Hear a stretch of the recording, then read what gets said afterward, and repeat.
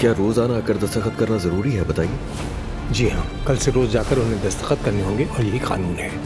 समझ गया।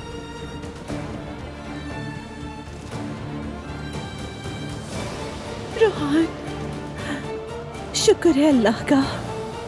तुम्हें देख के अच्छा लगा। शुक्रिया। असलान, मैं नहीं जानता क्या कहूं, तुम्हें भी इतनी जहमत दी।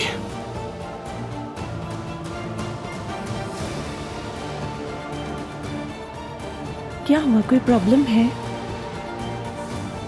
नूर, मैं बहुत थक गया, इसलिए नहाकर सोना चाहता हूं।